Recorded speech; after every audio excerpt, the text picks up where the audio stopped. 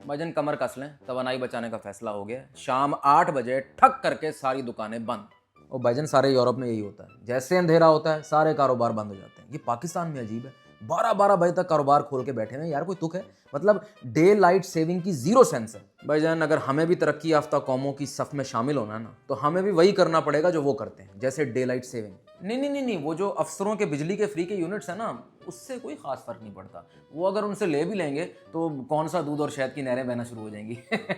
तो भाई क्या हो गया अगर इतने बड़े मुल्क की एक छोटी सी रोड पर 37 गाड़ियों का प्रोटोकॉल गुजर रहा है? कौन सी क़यामत आ गई है? अब हर चीज़ क्या हमने यूरोप की कॉपी करनी है? हमारी अपनी आइडेंटिटी कोई नहीं है? तो क्या हुआ अगर अफसर गाड़ी में नहीं है और खड़ी गाड़ी में एसी चल रहा है? क्या उस एसी पे सिर्फ अफसर का हक है? वो गाड़ी खुद गर्मी में नहीं खड़ी, उसको एसी नहीं चाहिए? वो मशीन इंसान नहीं है? तो क्या हो गया अगर शाम के टाइम सरकारी गाड़ियां शॉपिंग मॉल्स के बाहर नजर आती हैं? भाई उनको भी तो पता होना चाहिए कि अवाम में ट्रेंड क्या है, वो कौन से कपड़े पहन रहे हैं, ताकि बाद में उतारने में आसानी हो। भाईजान जो भी है, इस अवाम को ना अब तवानाई की बचत सीखनी पड़ेगी। भाईजान पक्की रिपोर्ट है, ये मोबाइल की चार्जिंग पे भी एक लिमिट सेट होने वाली है। ये नहीं कि आप हर वक्त अपने मोबाइल को 100% चार्ज पे रखेंगे, रोज़ की एक लिमिट होगी, मैक्सिमम 50%, और महीने में सिर्फ 4 दफ़ा संडे के संडे आप अपने मोबाइल को फुल चार्ज कर सकेंगे। नहीं, शादी हॉल्स का तो टाइम फिक्स है 10 बजे तक, लेकिन उसके बाद क्या?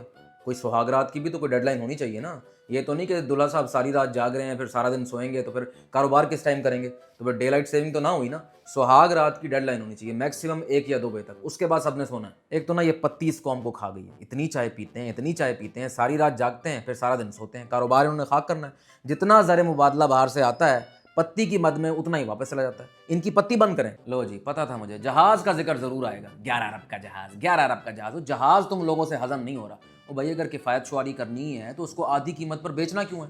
उसमें कुछ ऐसे चेंजेस कर देते हैं कि उसके खर्चे कम हो जाएं। भाईजान खबर ये है कि उस जहाज़ का जो एसी है ना, वो निकाल के कंपनी को वापस कर रहे हैं, उनको बेच रहे हैं, और उसकी जगह लगा रहे हैं उसमें लाहौरी कूलर। ठीक है, तो एक तो गर्मियों में ये बचत हो गई। दूसरी गुड न्यूज़ ये है कि उसके अंदर जो महंगी सीटें लगी हुई हैं ना, वो निकाल कर बेच रहे हैं बिलालगंज। अब उससे जो पैसा आएगा आधा रखवाएंगे ख़जाने में, और जो आधा होगा उससे ख़रीदेंगे चारपाइयाँ। तो जहाज़ के अंदर वो चारपाइयाँ लगेंगी।